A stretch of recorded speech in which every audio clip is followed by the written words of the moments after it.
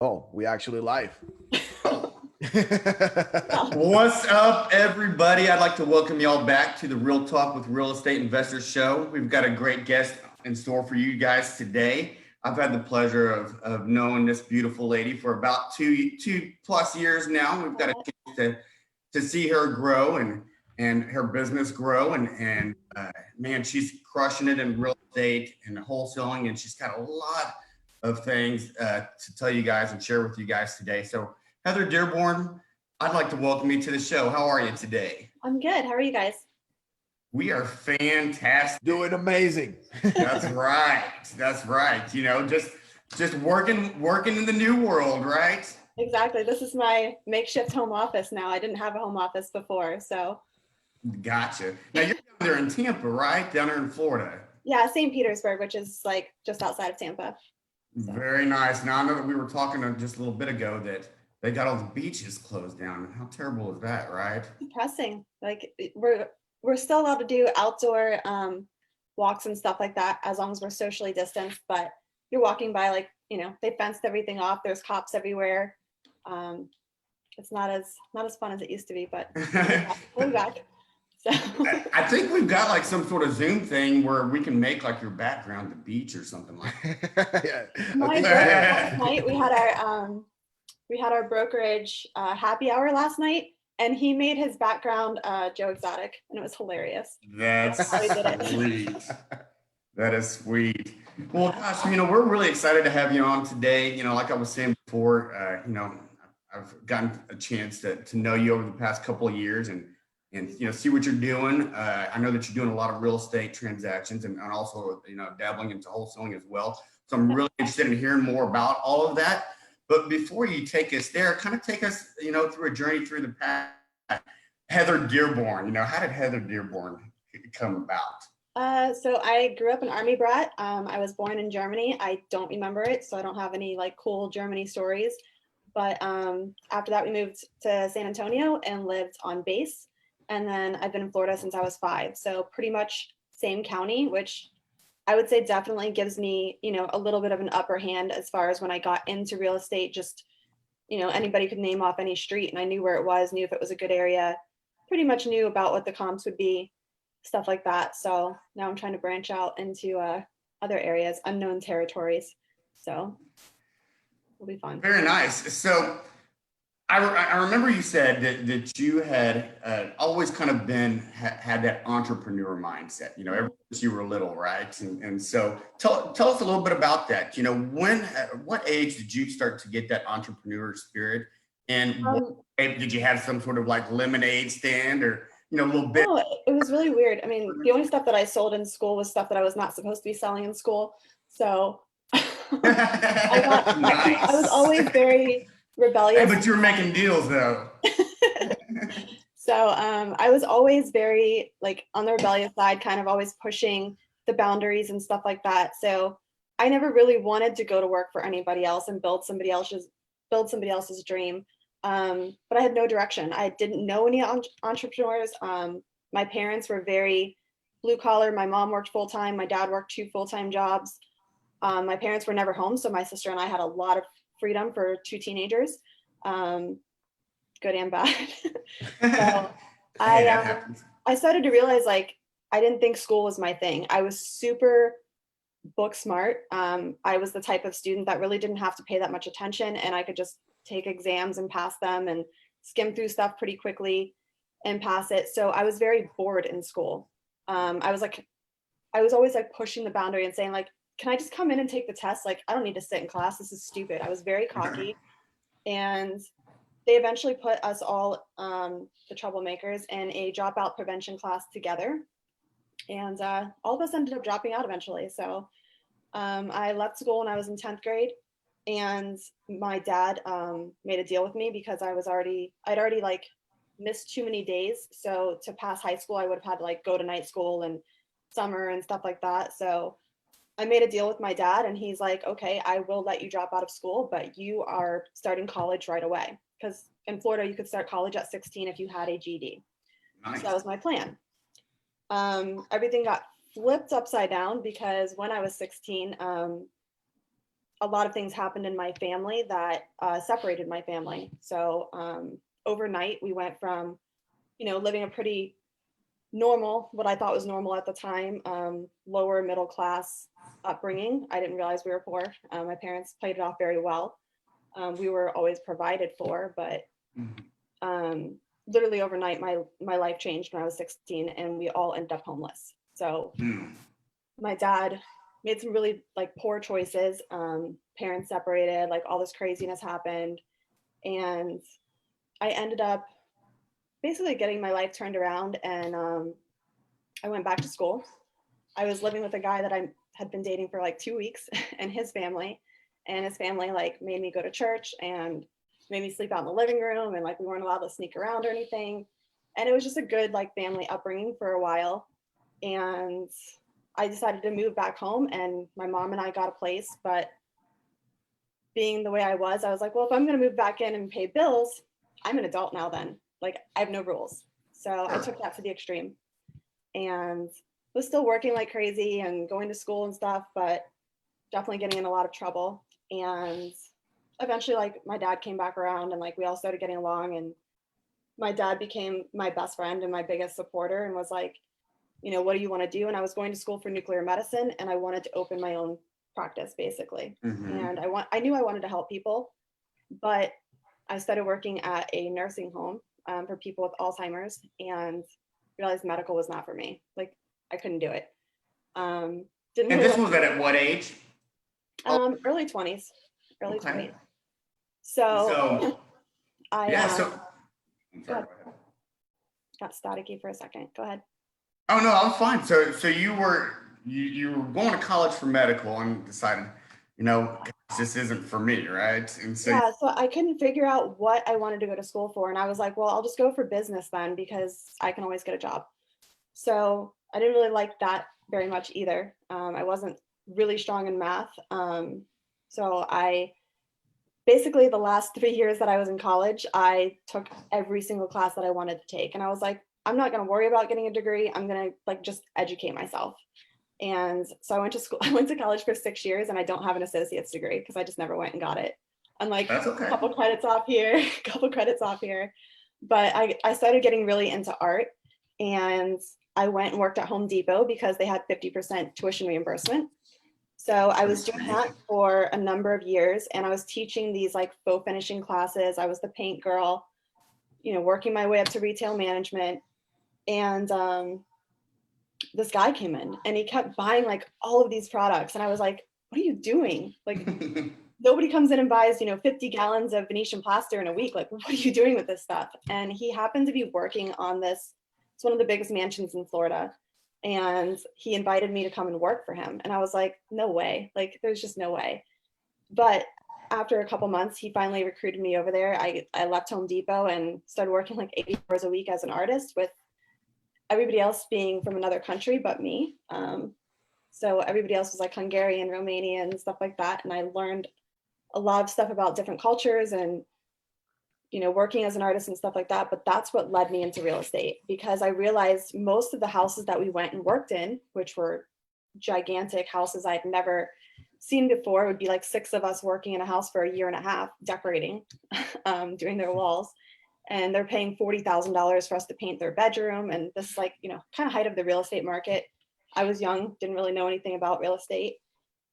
But in talking to all of these people, most of them got their wealth from real estate. So they either owned different companies, or they were doctors, or this or that, but all of their investments were real estate. They had huge rental portfolios. They had, that they didn't touch. That was like they all played the long game. They weren't flipping houses and wholesaling and stuff like that. But if wholesalers were bringing them deals, they would take them down. So that's kind of what got my interest. And then the real estate market crashed, and everybody was running away. And for some reason, I was like, I want to go flip houses. Like, I want to go do this. And my parents thought I was crazy. Everybody thought I was insane. And that's basically how I got started. You were running towards it while everybody else was running away, and I think that a lot of that is going on right now, Yes, I agree. It's, definitely, in my opinion, it's a great time to get into real estate and into wholesaling and stuff like that, because there is going to be a huge need for it.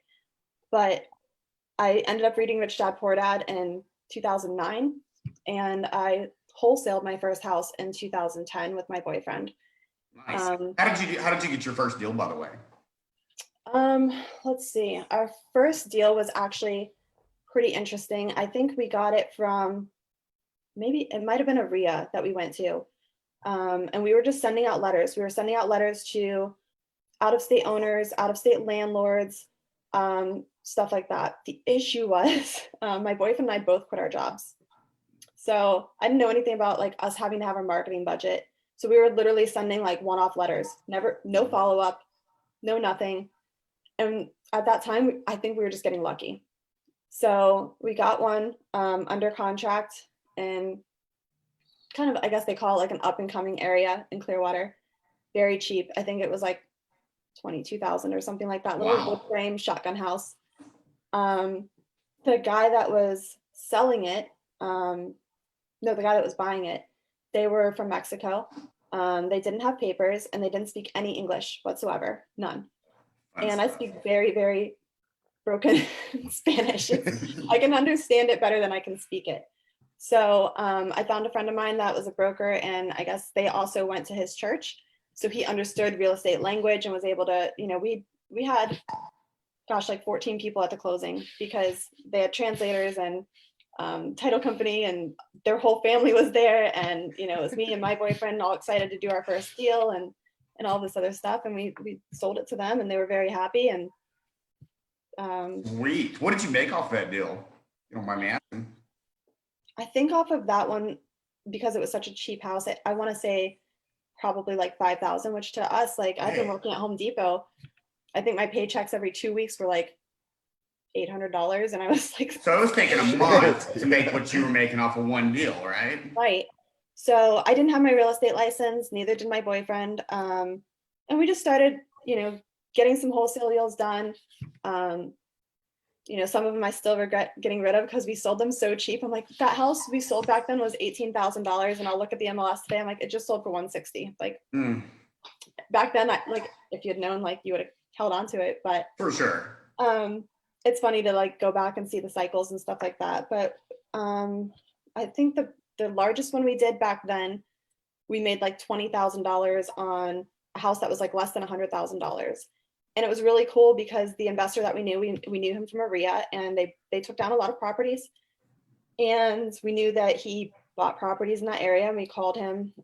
We would do like an open house, kind of everybody together. Like, this is the time slot that everybody can come see it. And that created a demand. And he pulled us outside and he's like, look, I can pretty much guess what you got it under contract for. He's like, I don't care if you're making $20,000 on it, which was exactly what we were going to be making on it. Mm-hmm. And he's like, I want to tie this up right now. Like, let's go to the bank, title company right now. And we didn't even market that property. And it was just making a few phone calls to create the demand. Exciting is that? And the next thing you know, 20,000. I told my parents, I told my mom, my dad had already passed away. But I told my mom, and my mom, because I did not have a license, I didn't have a real estate license, she thought what I was doing was illegal.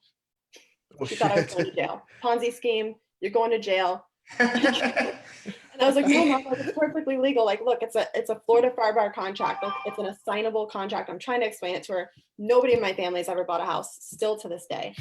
And it was just, and here you are, just over here turning and burning, and then literally in like 2 hours of work, including like writing the letter and hand signing it, hand writing it out, everything. We made $20,000. And right then we were like, okay, like this is what we want to do. That's but insane. Unfortunately, back in the day, you're in your late 20s, 20 grand. We went on a month-long vacation. That's right. That's the same thing I did with my first deal too. Went and blew it. Blew it all. Yeah, I mean, we put some money back in, but if I could go back in time, I would have taken that whole $20,000, paid some bills, and like pushed all of it into marketing. That's right. Absolutely. That's a hell of a story. You have a hell of a story.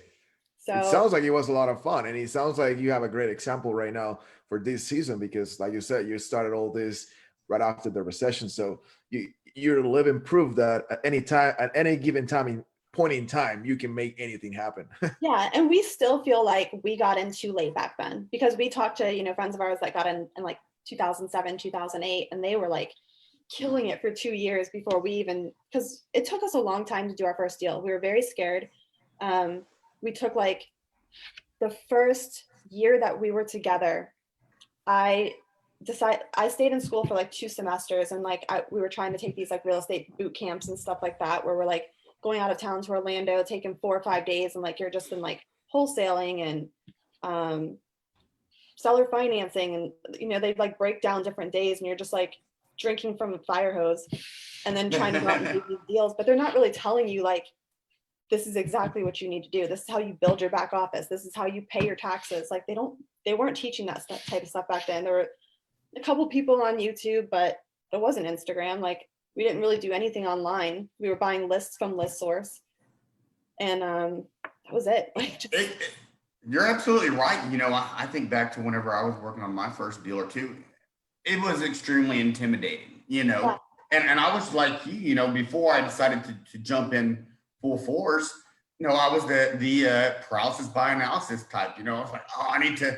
know everything about this before I jump in. Right. Well, we had a lot of differences in our relationship. One, our relationship was new, and 2, we were trying to start a business together. We started our business together before we moved in together.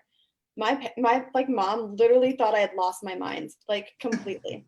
And then when I was going to school, I was paying for my classes because I was getting 50% tuition reimbursement from Home Depot. So I really wasn't putting myself in a lot of debt. And I was working 2 jobs while I was in college and stuff like that. I didn't want debt. I at least knew that. I wasn't putting a lot of stuff on credit cards. I just didn't have credit. So my last semester of school, when I knew I was going to drop out, I looked at the interest rates. I was like, wow, 4%, like that's nothing. If I put something on a credit card, like, you know, I don't have credit, so my interest rate is going to be much higher than 4%. So I signed up for as many classes as I could, got the highest amount of student loans that I could, and then dropped all my classes. And my mom was just sitting there like,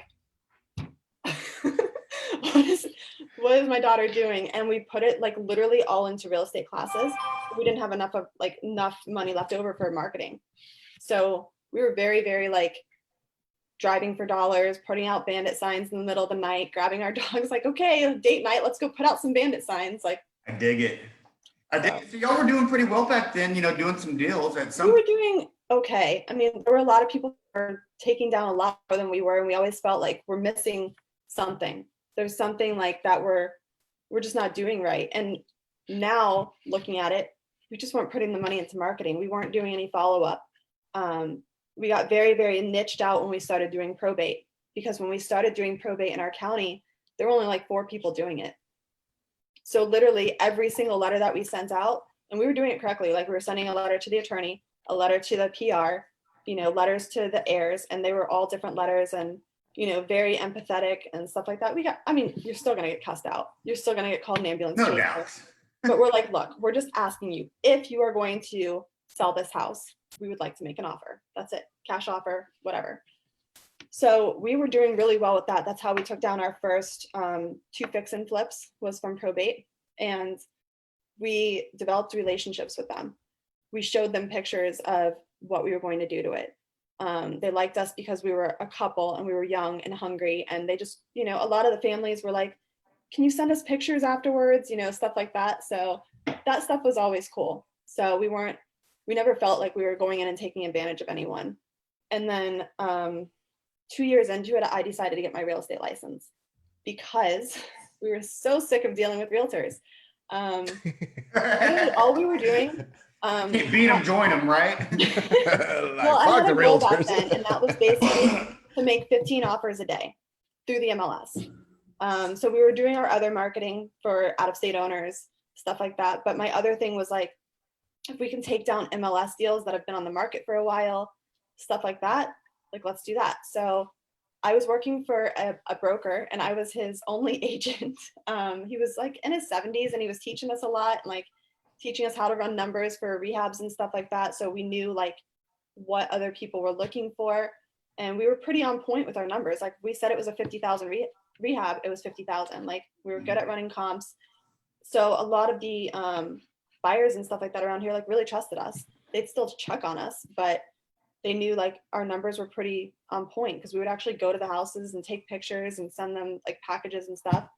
And I got my real estate license because I was kind of like OCD about like making my 15 offers.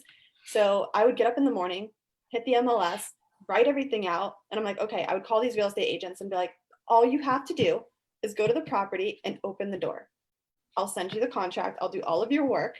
It's a cash offer. Here's our proof of funds, blah, blah, blah. Open the door. That's all I need you to do. Right. And they would show up an hour late, 2 hours late, not answer the phone. And I'm like, I have 14 other properties to look at after yours. Now you're an hour late. It messes up our whole entire day. So I was getting frustrated and I was like, you know what? I'm just going to go get my real estate license done. And then like, I would stand up at our RIAs, and we actually started hosting a big RIA here. And we hosted a RIA here for a year. And I would stand up and say like, I'm an investor friendly real estate agent. What do you need me to do? Write offers, do this, do that, like comps, everything. But it sidetracked me a lot because we stopped wholesaling. We cut off our marketing because our market literally changed overnight. We went from a buyer's market to a seller's market, and Blackstone moved in and Invitation Homes and like all this stuff. So we basically got pushed out because we didn't have a marketing budget set aside. And I've ended up for the past, I don't know, six years working almost strictly as a real estate agent. So. And you've done very well with that. I've done well with it, but I love wholesaling. Like, yeah. You know, and even when I worked for 𝗥𝗲 𝗹, our broker was very, very investor friendly. And he wanted me to come in and like start teaching agents like, hey, this is like what you get on commission if you sell $100,000 house. It's like $3,000. Plus now we're going to take, you know, 30% of it and you're going to pay taxes and everything else. Or, you know, you can make whatever, average is like 7,500, you know, on $100,000 house. Like it's no brainer and it's quicker. You know, you're not waiting 6 days, 45 days, stuff like that. So it's been. So right now then, I think, would you say that you're kind of getting back into more of a wholesaling and kind of going like 100%. So going back to your roots then, huh? I am. And I'm super excited, but in the same aspect, a lot has changed since I've done it before. Like, you know, now I'm trying to learn like virtual wholesaling and go into other markets and stuff like that. And, you know, back then, other than us buying a list from ListSource, like I really didn't know what to do. And now like the technology is here. So for years, I've wanted to live that like laptop lifestyle and be able to travel and be able to do deals from anywhere. Because when we did go on that month-long road trip, I closed the biggest at the time of my real estate career as a realtor from Canada, and like didn't have to go to the closing, everything else. And my sister was like, you made how much money? I was like, yeah, that's what I've been working on like since I've been here. You know, I'd spend like an hour a day on my laptop and I closed a huge deal from Canada. And I was like, what, like, why am I even, you know, trying to like work from my desk in Florida? So that's been a dream of mine. And now I'm kind of forced to do it, which is cool because we can't show houses. And things have changed on the retail side. Our numbers are still good. They're still close, stuff like that. I think we really won't know those numbers for the next couple of months. So like none of my buyers came to town. So I lost out on that, which is fine. So now I'm focusing on investor buyers, and like literally people are calling like, are you guys still buying houses? Yeah. So if I'm not going to buy it, I know somebody who will. That's right. That's insane. I just like how you you've been taking us from 2000, the beginning of 2000 till this point in time. And it's just incredible to see how during all this time, you just being fuck your excuses kind of thing, you know, like. Yeah. Like, I mean, I'm not going to lie. There were times even a couple years ago where I was literally like, fuck this shit. I hate real estate. Like, and a lot of it was because I was working on the retail side of it, which is completely different. People are a lot more emotional when you're buying your own house, as opposed to an investor that doesn't even care to look at the house. He's like, what are the numbers? Okay, I'm in, I'm out. Like, send me the pictures. But when you're working on the retail side, it gets very, very emotional. And, you know, the way I was growing up, my dad wasn't a very like emotional person. He was, you know, in the military, and we grew up strict military and disciplined and this and that, even though I fought it as much as I could. I grew up like that.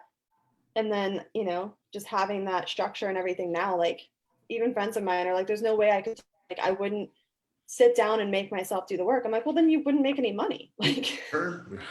so that teaches you to be disciplined. And you know, we've had a lot of ups and downs and a lot of things that I was just like, you know, all that stress for this amount of money on the retail side. I'm like, it's not worth it. But then I started growing that business as well and getting referrals and stuff like that, and getting clients that fit me better. Because when I got in, you know, it was, I'm gonna put on a pen skirt and go out there and try to be somebody that I'm not. And you know, when I would say when I started getting like more involved with Ryan and stuff like that, and just him just being like, no, just be yourself. And even when I remember when I was buying my Jeep, and everybody was like, you can't buy a Jeep, like, you're a realtor, don't buy a Jeep, that's crazy. And they're like, how are you going to show properties? And I was like, I don't want to show properties. And they're like, you have to work with buyers as a realtor. And I was like, I don't want to work with buyers unless they're investors or people that I know. And it was crazy because I haven't done a lot of open houses. And when I do, like, I market them completely different. One of the first big ones that I did, I had 60 people there on like a condo. So we had a big wine and cheese party. So that stuff is, you know, just completely different on the retail side. So and I love the way that you've evolved over time, because obviously you've been doing this for a long time, 10 plus years, and just like you said, a lot has changed.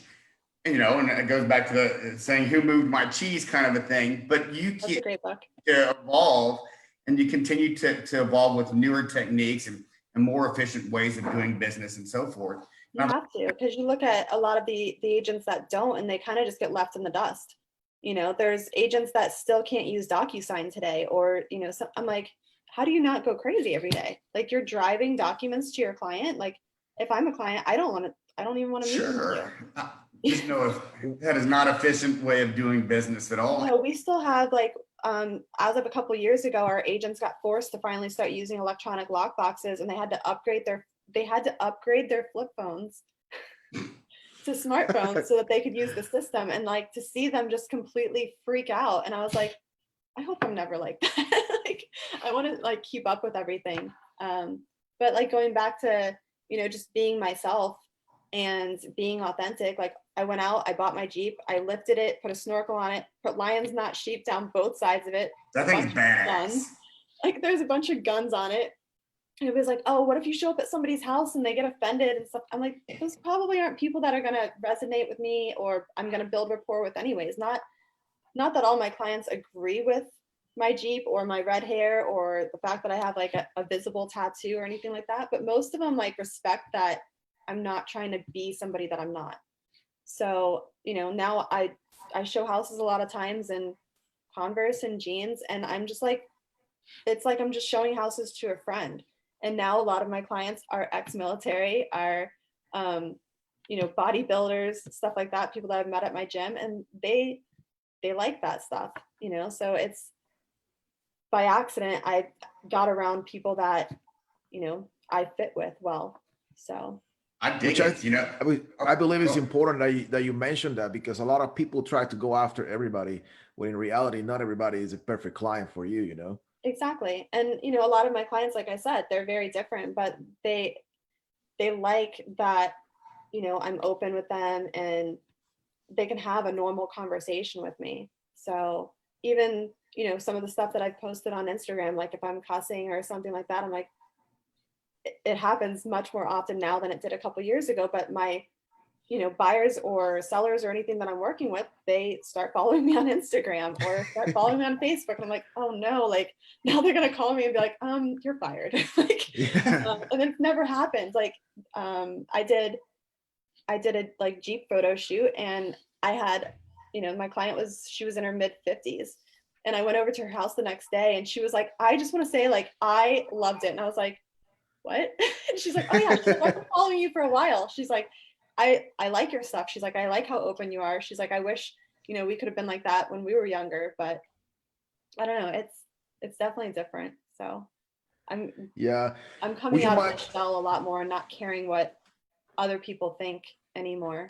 So yeah, I was trying to find something, a post that you made a couple months ago, but in the Uh-oh. meantime, no, related to what you were saying, just being yourself, Oh, but you've been talking a lot. You mentioned a lot of how at the beginning you didn't have any marketing and all that stuff.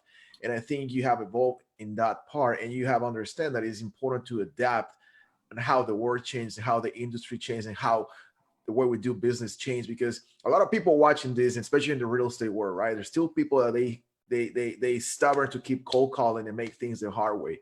yeah. What are the things that you have implemented in your marketing strategy to make things easier for you, that even automate stuff? I'm actually just getting a lot more into that. We were very old school, where we were just buying, those lists from List Source, or we were actually just going into like public record and finding, people that had bought multiple properties, or we would get something under contract and we'd find, a couple LLCs in the neighborhood that had bought properties and stuff like that. So we were doing things, very old school way of like just direct marketing, not doing a whole lot of cold calling unless, it was somebody that we kind of had contact with before. A lot of the stuff that we did came out of our RIA. We had like Tampa Bay area has huge RIAs here. We have several of them. So that helps a lot. But there's also a ton of crap out there too. So we have a lot of wholesalers doing big daisy chains. And we started to watch that happen when our market changed before. So we went from literally like a buyer's market, tons of investors. Like I said, a lot of the big hedge funds were coming in and stuff like that. And we were trying to compete with that. And the only way that we could compete was the relationships that we had built. That was the only saving grace that we had, where we had already developed relationships with those buyers, especially on the investor side. But those companies were coming in, and even like other investors that we knew, and they were spending, $30,000 a month in marketing. And we're like, there's no way. Like, we're still so new, and we, didn't have that budget. And the relationships definitely saved us. And then just staying true to like who we were and like what we wanted to do. And that's when we started like focusing more on probate. And now we're trying to develop relationships with attorneys and stuff like that. Like, hey, if families that have to liquidate a property to close out an estate, like, please, call us. We'll do a cash offer. And then even, going a step further and saying, if it was something that we knew we were going to have trouble wholesaling, so we kind of did it twofold, which it kind of still works today, but we know a lot of buyers that will take down larger properties now. But back then we really didn't. So everybody kind of wanted to stay under that like $250 for a purchase price. So what we would do is in our marketing, anything under $250, we would market for wholesaling. We would send like direct mail as an investor, and everything over $250, we would send letters for me as a real estate agent. So, and a lot of times if it was kind of in the middle, like I would come at them and be like, look, this is what I would list your house for. This is how long it's going to take to sell. This is all of the data that supports the listing aspect of it. And then we would come to them, this is our cash price today. And they'd be like, wow, it's like drastically different. Right. Because we have to make a profit, and this happens, and this is how much money we're putting into the house. And we would show them other houses in the neighborhood that got fixed up. And we got really good at that like dining room table conversation. And now we don't have that anymore. So it's kind of crazy. I guess we can through Zoom, but. And I'm the same way too, and I think that's where a lot of folks kind of miss the point or the target whenever they're going in and trying to make a deal with somebody is, they're quick to talk numbers, right? And blah, blah, blah, blah, just regurgitating some stuff and saying, oh, here's the price. This is what we can offer you. I like to go in, and I'm typically having an hour and a half conversation before. That's the way we would be too. Talk about the house. I want to dig into how we got to this point. What their problem is, how can you solve it? That's right. And offer a solution, because I know that we're in a business to help folks, and I want to help you in the best way possible. And for me to do that, I need to get a better understanding of how we got here in the first place, right? So exactly. I'll tell you something, that it's an exciting time, for real estate, for folks that are in real estate right now. We're in a unique situation where, the folks that are pushing are really going to make a lot of money, I think, over the next 6 months or the rest of the year, and who knows how long. What advice might you give to somebody right now that's listening that has either been thinking about, wholesaling or getting into investing, maybe for quite some time, but just hasn't pulled the trigger. I would say, just start. I mean, start going to RIAs, start finding out like what properties are selling for, start developing those relationships now with those buyers, find out exactly what they want. Like even back in the day when we were going to RIAs, we were, I can't believe people would actually like fill this out, but we would like pass around this form and like have people like fill it out as the RIA was going on. This was before we were even hosting, and just like have them fill out like, are you like, how many properties do you want a month? Just like the basic questions, like where are you buying? How much do you want to spend? How quick can you close? And we, would get a lot of people like that just didn't fill stuff out properly at all. But some people would actually like take the time to fill it out. And we started to realize those are the real buyers. Those are the people that like we want a relationship with. So when we get a property in this neighborhood, that's who we call. And we don't have to spend the money marketing or even spend the money, going into Facebook groups and having to deal with all that daisy chain type stuff of, oh, I'll bring a buyer. Can you split it with me? Oh, it's not me. It's actually this other person. So we're going to split this. And it just gets crazy. And we actually stopped going to our RIAs for a while because stuff like that was happening. But everything seems to be a lot better now. So we're in a unique opportunity in time right now where folks that have been thinking about doing something and saying that they never had the time to do it, if that was the crutch or the excuse, now there's no excuse. You have the time. Right. And even if you like YouTube and stuff like that, you can go and actually like wholesale the property, there's still other things that you can do for people like me. So I don't have the time to do all of this other, like I don't have time to go drive for dollars or anything like that anymore. I kind of have started walking for dollars and picking different neighborhoods to go walk because I like that. I'm kind of bored right now. So I'm like, well, I'll just go walk the dog in this neighborhood today. Okay, well, obviously you're writing down addresses for properties, but call some of those people and say like, hey, is there anything that I can do to help? I have like 4 or 5 people, over in Tampa, because I don't want to drive 45 minutes over to Tampa to go like drive neighborhoods and stuff like that, but they're bird dogs for me. So if they do, write down the addresses, send them to me, I do the research and everything. If it's something that I take down, I still pay them. And on top of it, there's, a few that actually want to like learn something. So of course I'm going to be transparent and try to help people and just try to teach them everything that I can, because to me, that was like the biggest thing for us, was having people around us that were like, to us back then, light years ahead of us. So when we would go to those RIAs, like I literally felt like the dumbest person in the room. And we would just try to like soak up everything that we could, like taking notes, learning from investors that have been doing it as long as we've been alive. And, learning what those buyers want and learning how to run your numbers, and also how to, I guess, present the properties in a way that even makes it appealing to a buyer. So putting all of that information in there, like we would, put the comps in there, take good photos of the property, like take pictures of the stuff that the investors want to see. Like, does it need a new roof? How's the electric panel? The AC, like not just take a picture of the living room, like, duh, I can see what drywall looks like. It's not a big deal.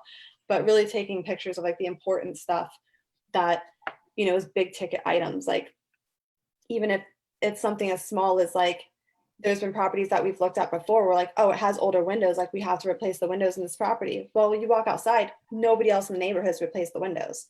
It's just that type of neighborhood. So now we're like, okay, well, we don't have to replace the windows. It's not really expected. We can, obviously it's going to increase the value, but knowing stuff like that as well, like, I don't know. What's so cool about this industry too is that at least for myself, I'm never considered myself to be the brightest bulb on the tree. I'm decent, a little bit of smarts, but there's people that are so much smarter than me. But real estate, it's like we were talking with Sean Whalen a couple months back. It really levels the playing field, and people overcomplicate it. And the truth of it is, it's simple. Is there a way to go out there and make $10,000 or $20,000 possibly with a gas tank? Absolutely. Yep. I just don't know how to convey to folks that you don't have to be a genius. Yeah, just get out there. You just got to do it. And if you don't know, if you feel uncomfortable and you don't necessarily feel like you've got the education to make that deal happen, find somebody like you, to JV with and to partner with for your first deal or two, and just make it happen. Exactly. And just, start making offers and figuring out, a game plan of, what your marketing is going to be, what works best for you, who you can, lean on for advice and stuff like that, that have been doing it a lot longer, that will actually help you and stuff like that. So we had a I really dig hard it. time, like when we were starting out, like just putting ourselves out there and asking for help, because you don't want to sound stupid or, anything like that. You don't want people to think that you don't know what you're talking about. I did get a little bit lucky because I was working on construction sites for so long. So even when we started flipping houses, we always got a big kick out of like the contractors and everything would approach my boyfriend and start talking to him about like, all of this stuff. And he would just be like, talk to her. And they'd be like, wait, what? Like, so, and that was what would go on. Like I would be the ones like walking the contractors through the properties and stuff like that.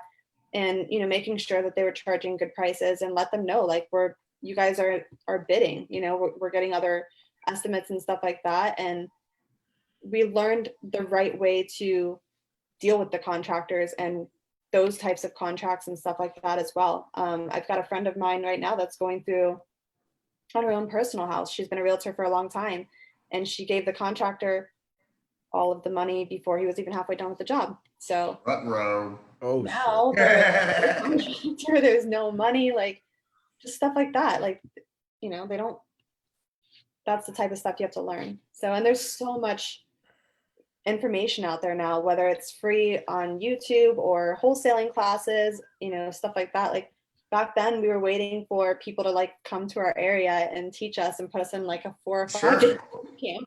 And you have to spend thousands of dollars to go to a little seminar or something like that.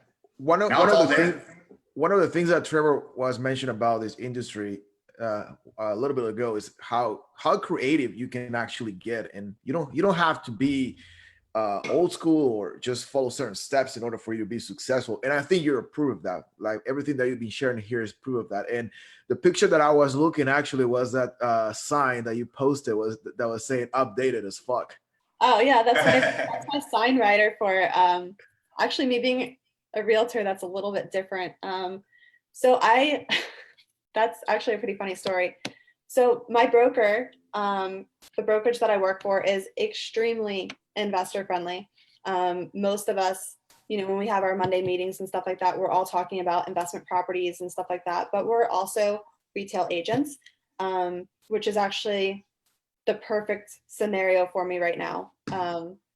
And so when, I don't know where we saw it, but we just started like looking up different writers, and I'm like, man, I need to like spice up my stuff. Like to me, the retail side of real estate can be very, very dry and boring, and all the realtors are doing the same exact poses. They're all almost all of them are the same. Their business cards look the same. And I was like, I want to do a writer that like is literally updated as fuck, because we Greg, which I think you should throw it in the copy. They finished rehabbing that house and completely remodeled it, and we thought it was a good opportunity. He was the seller, I was the agent, so it's not like anybody was going to call my broker and be like, oh my god, look what your agent did. Okay, yeah, it's my house, stuff like that. So it was a perfect opportunity. So I went and put the writer up. My sign was already there, and took some pictures and put them on my Instagram story. Yeah. And actually, no, I hadn't even done that yet.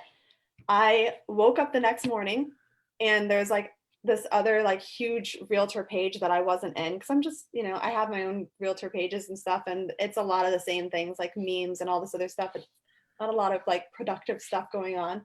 So I wasn't in that group. So there's like, I don't know, 30,000 people in that group or something like that. And all of a sudden I wake up the next morning and like my DMs are like swarmed, and it's all these screenshots of my sign. It's some agents like, how unprofessional are you? Like all this other stuff. And I was like, fuck off. I sold the house in a day. None of the people in the neighborhood said anything. So what happened was, another agent in my area happened to be showing a house in that neighborhood. She took a picture of it, meant no harm. She was like, wow, that was really bold, throws it up in that group. Luckily blocked my phone number out. I appreciate her so much for that. Blocked out my phone number, and literally like it went viral in that group. There were hundreds of comments. There were people inside of Apex like, oh my God, this is what happened. This is in the group. And I'm like messaging the administrators. I'm like, let me in that group, because I wanted to comment back. I was like, I'm going to drink White Claws all day on Sunday. That's awesome. Back. That's all I wanted to do. It was like storming here. I didn't care. I was like, I'll just waste my Sunday, whatever. But they wouldn't let me in the group. And then they shut off the comments. So they took off all like the mean comments, which I wanted to comment back so bad. I normally don't do that, but I wanted to have some fun. And they basically, like, the whole thing went viral before I even had a chance to release it. So lesson learned, release your own stuff first before it takes off somewhere else. But I've had so many other agents reach out and like, wow, that was really bold. Like, I just don't have the guts to do stuff like that. And it's like opens those conversations. And like, I have a ton of referral partners from that now, which is really cool. And actually 2 of the administrators from that group, there's like 8, live in the Tampa Bay area. So we were supposed to go out for coffee because the one bashed me. And I found out about it, obviously, because everybody screenshot and sent it to me. And when I contacted her, I was just like, you know, it's a difference of opinion, whatever, you know. And she's like, you just handled it with such grace. Like, you didn't yell back at me, anything like that. And I was like, let's meet for coffee. And she's like, I kind of thought you were going to like beat me up. And I was like, for what? Like, having a different opinion? No. I was like, I think it's funny. But yeah, we're supposed to go out for coffee after the whole like quarantine thing's over. I'm in the group now, which is kind of funny. I'm glad that you shared that story. I wanted to share that story because that's a clear example of doing things different and doing things different, being bold, and really don't care about who you are. Just be yourself, you know. Years ago, and I wouldn't have done it if I hadn't gotten with a brokerage that like lets me be myself. So I don't know, it's pretty cool. So, yeah, I loved it. I totally loved it. I think it was great. I wasn't expecting like all of the hate. That was my first time dealing with a lot of haters. Although I had somebody like years ago, my old brokerage, and I like, we had a great time with it. They said my red hair was like not authentic. And I was like, duh, like obviously this is not natural, like but she like wrote all this like nasty stuff, and of course like we screenshot it, and it was really funny to like, and it's super memorable. I feel like that's part of your brand now. That's how people remember me. Like I've always said, like, now like I can't get rid of my Jeep and I can't get rid of my red hair, because that's how everybody knows me now. And for the longest time, everybody's like, you can't have hair like that in real estate, like you can't do that, you can't drive this big Jeep and stuff like that. And that's not true. So you can like literally be yourself. Like, I know like really like successful agents, you know, and it's just like what Ryan talks about, and like other people, and Sean Whalen stuff, they have, you know, full sleeve tattoos and stuff like that, and it's a lot more normal now. So you're right. We live in a different world. With your perfect client. Yeah, and I feel like my clients now end up being friends with me. They refer me to their friends and stuff like that, because we can just hang out. Like I take almost everybody for tacos when I do actually go out and show houses, because I want to develop those relationships. And they see like I always post Taco Tuesdays and stuff like that, and they're like, oh, can we go to that place? Like, and I'm like, which one? I try different taco places all the time. So there's been, you know, clients that I've taken out several times, and we have a great time. And I started doing the free tacos with home purchase. So like it. I get a lot of calls on that just from other agents. I mean, that would get me for sure. Yeah, like, I would definitely sucker for tacos. A $600,000 house to get some free tacos. That's great. That's great.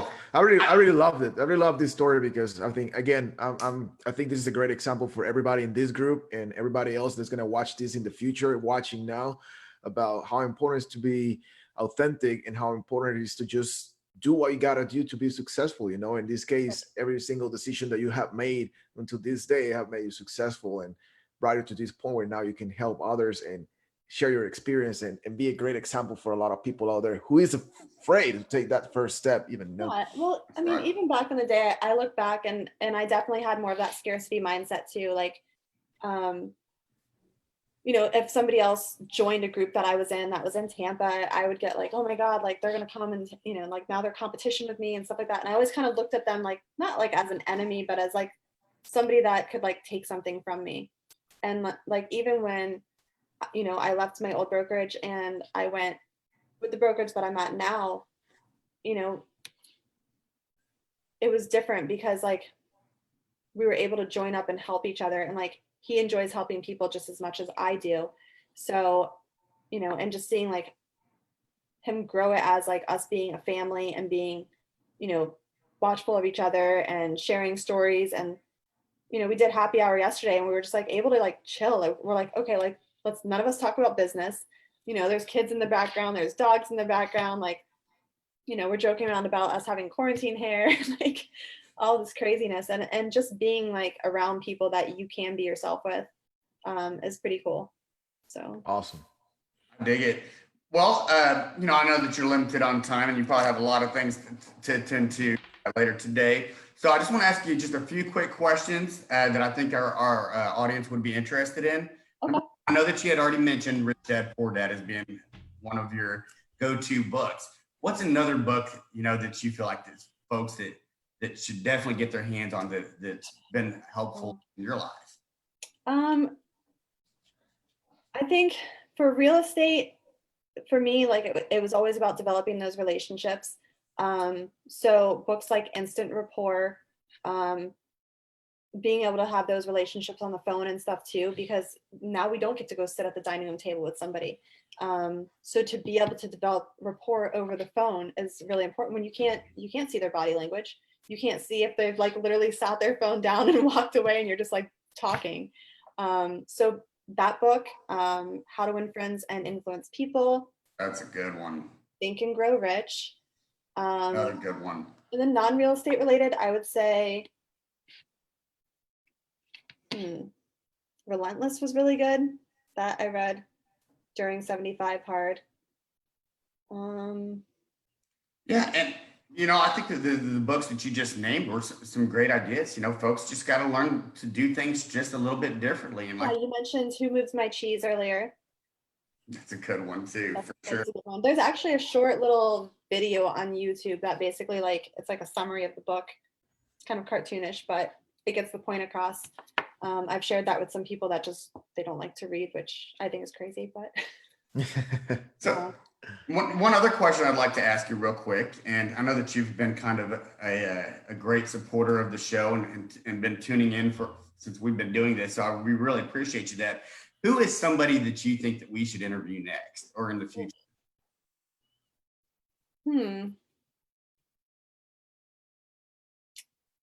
Somebody that you should interview next. I'm trying to like think of people that I know personally and also like just anyone, just throw out a name. I think it would be cool to interview Greg Simpson next. He's part owner of my brokerage. He's not licensed, but he basically started around the same time that I did. And his experiences and everything are completely different. Like he owns the TV RIA that we do, and just being an extremely investor friendly brokerage before any of this change in the market, you know, took place, and like what we're doing now to like gear up for, you know, a change in the market that could be coming in a couple of months or a couple of years. Nobody knows exactly what that day is going to be, but we're overdue for it in normal real estate cycles, and then plus everything else that's going on in the market. So it would be cool to have somebody like that. Definitely making a note right now to reach out to Greg. So one last just real quick question, and you kind of just touched base on it just a little bit there, but obviously we're in a little bit of a different time at the moment. What's the biggest piece of advice that anybody that's listening that's either already starting in with real estate or just in general, maybe they're in a completely different industry, what's the biggest piece of advice that you can give them to just keep it moving, keep your mindset fresh, stay certain, just know that everything's going to be okay? I would say two things. The two biggest things for me are discipline, and really making the time to do certain things and time blocking your day out, whether you're still working like a normal job and saying like, okay, I get off work every day at 6, however your schedule is right now during this time. But I'm going to work on this side hustle or whatever you want to call it, 2 hours a night. This is what I'm going to do during that and just getting things, nailed down to, what you're going to, I guess, sacrifice to be able to do stuff like that, because it can be a huge sacrifice.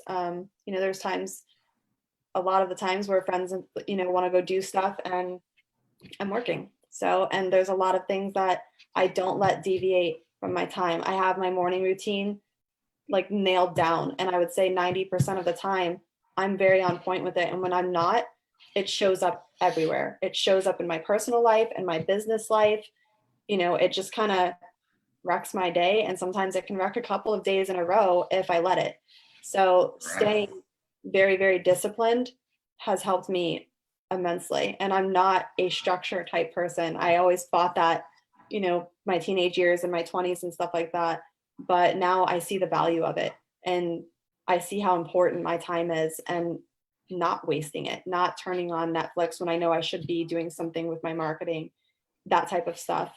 The other thing that was the biggest thing for me, and something that I will continue to do for the rest of my life, is having mentors and coaches. Like before I had those, you're just kind of like flopping around all over the place, not knowing exactly what to do. And you can read all the books that you want and watch all the YouTube videos, but to have people in your life that can actually hold you accountable and that can like tear apart your business and say like, okay, this is what's going on. These are the changes that you need to make to grow and scale is huge. So that's something that like I'll always have mentors and coaches in my life, whether it's for, working out or anything that I want to improve on. So, and especially in business. So. Absolutely. Those two are very powerful advices you're giving to everybody here. Thank you for sharing. No problem. Yeah, I couldn't agree more. Time management, discipline, and get yourself a coach, somebody that'll pull you through and help you out. And before you know it, you're going to be off to the races. Well, Heather, I'd like to say thanks again for coming on the show today. You've definitely shared some very valuable information with our audience. We really appreciate you. And again, thanks for taking your time for coming out, and we look forward to doing it again, hopefully sometime in the future. Yeah, thank you so much. It was a pleasure to have you here. And we still need to go for those beers in Tampa. Yes, for sure. There's so many, so it'll be fun. We'll do a trip. Awesome. Absolutely. We'll take care. We'll see you guys next week. See you guys later. Thank you for tuning in.